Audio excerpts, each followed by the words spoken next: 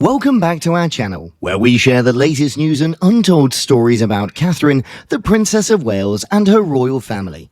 We've got some news for you today. Fans in tears as Catherine grapples with emotion over George's uncertain future amid her cancer battle. Prince George is among the royal offspring who lead an extravagantly opulent lifestyle, residing in an upscale residence, indulging in enjoyable trips and receiving the highest quality education that money can provide. He has the privilege of viewing the grand trooping of the colour procession from Buckingham Palace's balcony. However, to be second in line to the throne, George bears a heavier burden of duty compared to his brothers and cousins. He is mostly emulating the trajectory established by his father and grandparents. According to a close acquaintance of the Wales family, Princess Catherine experienced a surge of intense emotions.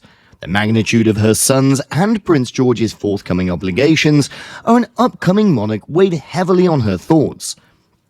The youthful prince, with his guileless gaze and modest disposition, was fated for a position that would require steadfast commitment, sagacity, and resilience. Upon realizing the significant burden that would undoubtedly rest on his tiny shoulders, Catherine felt a deep emotional pain. Catherine was not only thinking about her family, but also grappling with her own personal struggles. Her most recent cancer diagnosis overshadowed her usually lively demeanor. The treatment routine was arduous, and the unpredictability of the future weighed heavily on her. The severe health conditions of King Charles added to the burden. The deteriorating health of the Queen had been a matter of worry for both the royal family and the country. His condition emphasized the fragile nature of life and the unrelenting passage of time. While Catherine dealt with her own personal health problems, she was well aware of the extra responsibility which is being put onto George. The young prince was not merely making preparations for his future position, but also observing the weaknesses and susceptibilities of his closest loved ones. Catherine sought to comfort in her family during the private times of tranquility away from the public's attention. Prince William, unwavering and encouraging, served as a source of stability and strength for her. Their connection, established over a long period of time via common experiences and respect for one another, served as a solid basis for resilience. Collectively, they strive to protect their offspring from the most severe truths, while equipping them for what lay ahead. George, like William, Prince of Wales, is engaging in conversations with his grandpa King Charles III to get a comprehensive understanding of the intricacies of the British monarchy. Much as William experienced with his grandma Queen Elizabeth, he is increasingly attending athletic competitions and other activities with his parents in order to enhance his familiarity with public attention. However, George is deviating from the usual path as he prepares for his next chapter. Because the British monarch is the supreme commander of the security forces, successive monarchs and Queen Elizabeth have chosen to enlist in military service upon reaching adulthood. On the other hand, royal specialists have expressed significant disapproval of George's decision to assume a service role. The historian, in his article in a report, contends that it is inconceivable to anticipate men joining the British Army to pledge loyalty to a monarch within the monarch himself possessing a basic understanding of the nature of military duty. Moreover, it's quite unlikely for that ruler to initiate a conflict with them on their behalf. The circumstances of Prince George's upbringing could be relevant to his education. Prince George's upbringing is quite different from that of his parents and grandparents.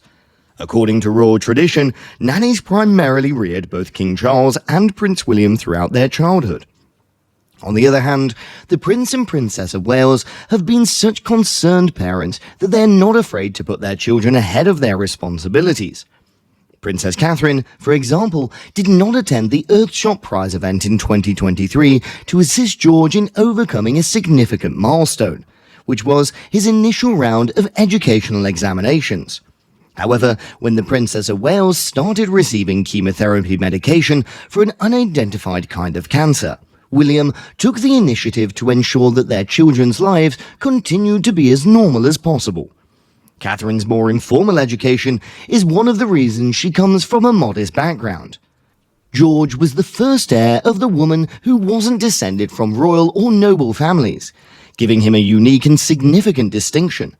Princess Diana, who was the daughter of an earl and was commonly referred to as Lady Di prior to her marriage to Prince Charles, also served as Prince William's mother. Carol Middleton, his grandmother, has proudly claimed to have been a hands-on grandma. She had a conversation in which she said, "I wish to run down the slopes, climb the trees, and traverse the passageways at the playground. If George ascends to the throne, it's quite probable that he'll carry this realistic mentality with him, and thus become an increasingly accessible monarch than his late father." In an interview, a lecturer at London University said that George's future is going to contrast with that of his dad's and grandfather's as the monarchical system evolves, which could lead to a less rigid mindset regarding certain elements of royal life. George is going to have a greater say in the decisions he makes before the monarchy. Prince George is aware that he has a significant future ahead of him, despite the fact that he'll be only 11 years old in July of 2024. The child king, on the other hand, is going to have a greater say in the path that he follows to ascend to the monarchy, in contrast to his grandfather, King Charles III. In an interview, royal historian Robert Hardman said that the king's education and serving in the army were planned out for him. The group of people that he had been part of and had informed him, "You're going to accomplish this," when it comes to making decisions about his life. Prince William has been informed and provided greater latitude, and is anticipated that he'll provide the same politeness to his son. Of greater significance, according to Hardman, William and Catherine are collaborating in order to assist their eldest son in gradually adjusting to his duties so that they do not appear to be too overwhelming.